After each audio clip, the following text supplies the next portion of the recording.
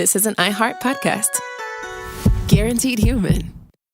Work can be a little weird. Cringy training seminars, coworkers who won't stop talking about their plant, forgetting the mute button at an inopportune moment. We have to deal with a lot on any given workday. Sometimes it can feel hard to thrive and move forward in your career. Well, that's where LinkedIn comes in. LinkedIn helps you get ideas and insights from experts in your field, connect with people professionally, grow your network, and access tools designed to help you find the right fit for your next role. Whether you're just getting started, figuring out your next move, or looking to accelerate your career, LinkedIn is built to support you at every stage because LinkedIn is the network that works for you. Visit linkedin.com/knowstuff to learn more. Hey, and welcome to The Short Stuff. I'm Josh, and there's Chuck, and Jerry's here too, standing in for Dave, and that makes us Short Stuff. Okay? Thanks to Dave Ruse and HowStuffWorks.com and Grammarly for this, because we're talking about okay, which some people say is one of the most versatile and one of the greatest words in the English language. Yeah. And I don't disagree. I don't either. I say like more, but I think okay is probably second in my vocabulary. Yeah, absolutely. Grammarly will tell you that okay can be used in myriad ways, and it's a very versatile word. It can be used as an adjective. Oh, that's okay. Yeah, that's just okay. Like, how was it? Okay. Right, exactly. It can be an interjection. Okay. Okay, let's talk. Or someone's talking too much. Okay. Right? Yeah. It can be used in the verb sense. Like, give me an example. That guy's really okaying that boat all over the lake. Okay, that's not right. More like it's being okayed as we speak. Oh, good. Yes, thank you. All right. Or it can be used in the noun sense. You want to try that one? I'm having an okay for breakfast. Nope. We got the okay. It's all good. Ugh. I know, so boring. Okay. No, it's not boring. I'm just disgusted with myself. So very versatile word, and the origin of okay, I don't even think we should go over all the kind of dumb ideas people have had because we're pretty sure we know where it came from, right? Okay. See? So, okay. Yeah, we know where it came from almost certainly, thanks to an etymologist named Alan Walker Reed, who at some point apparently put down his insects in his lab and started researching word origins. I don't know why. But Reed was working back in the 1960s, and he essentially, through really hardcore, old-timey pre-internet research, traced back the origin of okay, the letter O and the letter K, and the meaning of it as we understand it. And it's got one heck of a rump-slapping origin, if you ask me. Yeah, he also had a newsletter called Stuff You Should Know that ran for 15 years, but he only put out 4 topics because it took him so long. Yeah, it took a while. But this is the 60s even. That joke was not okay. It was okay. It was okay. So what he found out is the following. In the early 19th century, when printing was sort of a new not new, but it was cheaper to do than it had been previously, and there was an explosion of printing. Yeah. And one of the things that people started putting out were something on the penny press, like these sort of rags that had a little bit of news to them, but also some opinion stuff, some jokes. This is what's trending. This is a little witty poem, just little things like that. Dave kind of likens it to the internet of the 1830s. And there was a lot of back and forth about this stuff through the editors of these penny papers. I guess they would sort of respond to one another through their own penny papers. Yeah, they would trash talk one another, kind of like how our old stale rivalry with John Strickland. Oh gosh, kind of like that, right? Uh-huh. So there was that trash talking or that joking back and forth between editors of these penny papers coincided with a trend that Reed called a craze starting in the summer of 1838. That's how good this guy's research was. He pinned it down to that. starting Yeah. in Boston, that people started using abbreviations for everything. It was like they thought that was so hilarious in 1830s Boston. Yeah, which is funny. Like you might think now is so over abbreviated, like this point in time with texting and the internet with LOLs and like I don't even know what half of them mean. I feel like and LOL means lots of love. lots of love. Okay, that's what I thought. Mhm. But the craze started back then, and here's just a few examples that Dave dug up. Let me see. DLEC, do let him come, or GTDHD, give the devil his due, stuff like that. Or WYG, will you go? Oh, will you go? Yes. And so this started thanks to Charles Gordon Green, editor of Boston's Morning Post back in 1838. And by the following year, this initial language is what they called it. It spread from Boston all the way to New York and elsewhere. Mm-hmm. It was a jam. It was a craze. And people were writing about it. People were using it. So you have part one of where OK came from. You have an abbreviation craze that is spreading like wildfire thanks to the penny papers that you can find in any major city in the U.S. now. That's right. And we're going to take a break, and we'll tell you about another craze that also coincided that made OK right after this.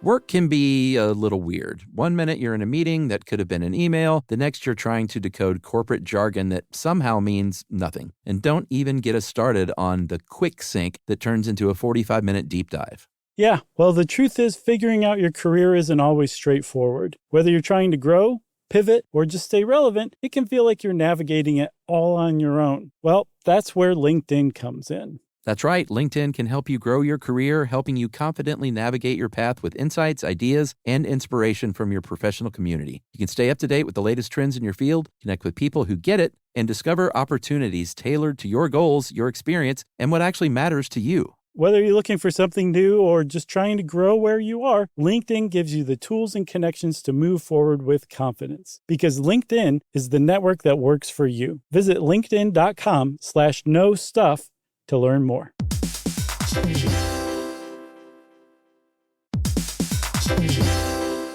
Hey everybody, we're here to talk to you about Wayfair, who believes that spaces should be functional, they should be comfortable, they should be well designed, and they can be well designed by you with their help. Your updated space should feel more comfortable, inviting, and practical for everyday use. And we're talking about outdoor seating. We're talking about grills. We're talking about major appliances. If you need storage solutions, Wayfair can help you out. Patio lighting, rugs, decor. It is your one-stop shop for home. Yeah, I mean, it's getting nice out, so it's time to think about living outdoors for the next few months. And Wayfair knows that outdoor furniture, it's heavy, it's intimidating to assemble. So Wayfair has stepped in and said, we're going to handle the hard part so you don't have to. That's right. You can shop Wayfair Verified, your shortcut to the good stuff. And that means their team of product specialists are going to vet everything by hand using a 10-point inspection, testing things like, quality materials, functionality, and features, and even how long it takes to build that piece of furniture. And the overall experience save time, reduce hassle, and improved convenience. Patio season is here, and these deals won't last. So head to wayfair.com right now to get your outdoor space ready for way less. That's WAYFAIR.com.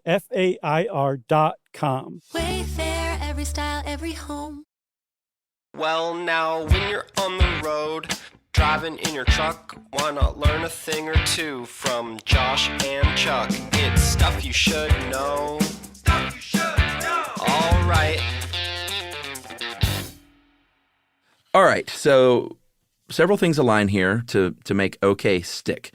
We talked about the abbreviation craze, but no one is going around saying GTDHD, give the devil his due. Most of these fell by the wayside over time. OK did not, because OK also coincided with another weird trend, which was purposefully misspelling things. It was just funny, I guess. I don't know if it was like a bit where you were trying to appear like you were just a big dummy or what, but it became a thing where people would write, and especially in these penny press papers, they would misspell things. They would write an opinion piece or like a letter, and things were purposely misspelled, and people thought it was hysterical. Yeah. And so you got things like all of a sudden you had abbreviations that were based on misspellings, like KG for no-go, which would be obviously N-O-G-O instead of K-N-O-W, go. But they would still say KG, and people just rolled with laughter. Yeah, no K-N-O-W stood in for no, N-O a lot. So no go, no use was actually K-Y. They spelled use with a Y at the beginning. And what's funny is quite a few times over the years, people have emailed us and done S-Y-S-N by accident. Mm-hmm. And it's sort of kind of right aligned with this, Yeah, some people also do S-U-S-K. Oh, yeah, I've seen that too. Which makes sense. Took me years to figure that one out. I always thought it was fat-fingered or something. But as far as our episode is concerned, when OW came along, the origins of OK started to blossom. No, started to sprout from the ground like a seedling with just one leaf attached. That's right, because OW stood for all right, all being spelled O-L-L and right being spelled W-R-I-G-H-T because misspelling things was hysterical. Hilarious, right? So are you following this, people? It's a little confusing, I think. Again, they thought this was witty, and it was a huge trend. And finally, in 1839, March 21st, hats off to Alan Walker Reed again, for real. Pinpointed it. There was another etymologist that said Reed must have spent hundreds of hours digging through tons and tons of physical newspapers, journals, private letters, and other documents. And what that man did was absolutely astounding. And that guy, Anatoly Lieberman, a linguist and translator from University of Minnesota, was absolutely right. And what Reed did, he found the day when OK was born. Yeah, the very day, because there was some trash talking going on. The aforementioned editor of the Morning Post, Charles Gordon Green, was trash talking with the Providence Journal Rhode Island editor. Mm-hmm. And there was something about there was a satirical citizens group called the Anti-Bell Ringing Society in Boston, the ABRS. Mm-hmm. Green was a member. The editor of the Providence, Rhode Island Journal was making fun of Green, and they were kind of going back and forth. And what happens at the end of this exchange? Green says all correct, but he spelled it O-K, as in O-L-L-K-O-R-R-E-C-T. He abbreviated, purposely misspelled, and gave birth to O-K. That's right. So in this case, it was lowercase with periods, little o dot, little k dot. And this might have actually gone away again as well, even though it started being used a little bit in these penny rags. Mm-hmm. But along comes another coincidence with Martin Van Buren, the 8th president of the United States, was running for re-election, I believe. He was from the small town of Kinderhook, New York. And like Andrew Jackson and Old Hickory, he took on the nickname Old Kinderhook. Mm-hmm. And then what happened? Well, that became his campaign slogan. OK is OK. Old Kinderhook is OK. And by this time, this is the 1840 presidential election. He lost to William Henry Harrison. I died in 30 days. But the OK managed to live on as exactly the meaning that we use it for today. Like, okay, that's great. And it's actually evolved. I think they meant it much more enthusiastically, like he is okay. Right. But the linguist, I guess he's the late linguist, Alan Metcalf, I think he really did a great job at getting to the heart of what okay does now. We can use it enthusiastically. Mm-hmm. Sometimes when we do that, we're using it actually sarcastically. Mm-hmm. Or telling somebody to get off our back. But more often than not, as Metcalf pointed out, it's neutral. Right. And he really got to it when he kind of, I should say, nailed it on the head when he identified it as neutral, right?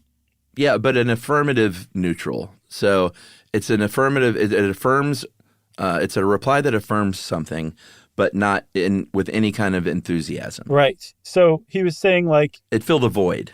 Yeah, And a void that we didn't even know we needed, because you could do the same thing. You could affirm something in the positive with yes, good, fine, excellent, all right. Meh wasn't around yet, I guess. But all of those say not only yes, I'm affirming this, but yes, I think this is actually like a good thing or a positive thing. It has some veneer to it. Okay is basically just like copy. I got it. I know what you're saying. Yes, go ahead and do that. I'm not saying I think what you're doing is great, but if you're asking me for permission, I just gave you permission with just okay. And that's just one use of it as being neutral. But I think that's a great, I think that was a lot of great insight he had. No, totally.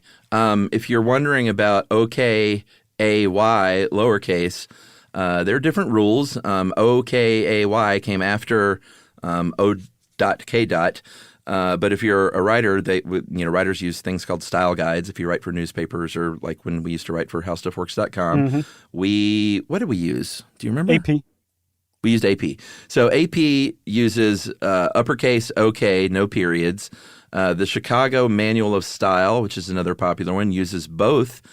They usually capitalize OK, and periods are not necessary but acceptable. Grammarly, for their part, says OK when you uppercase OK for the beginning of a sentence, but lowercase OK-AY otherwise. And if you're wondering overall, they found that uppercase OK is used about a third of the time in edited writing, and OK-AY about 2/3 of the time, which surprised me because I never, ever write or type out OK-AY. Oh, I do. That's what I use the most. Oh, I capital OK for me, baby. That seems aggressive to me. So I tend to shy away from that. Well, yeah, because now that capitals have taken on a meaning of like you're yelling at someone. Exactly. They're hostile. I get you. So a little lowercase OK, and that AY just adds a little extra like hug onto the end of it. I like it. All right, I'll consider it. What I want to know is how many people are going to write in about your entomology joke. Oh, okay. I don't know. A few, probably. We'll far see. less now, though. Someone just stopped typing. They're like, oh, all right. Well, since Chuck just referenced somebody stopped typing, obviously short stuff is out. Stuff You Should Know is a production of iHeartRadio. For more podcasts from iHeartRadio, visit the iHeartRadio app, Apple Podcasts, or wherever you listen to your favorite shows.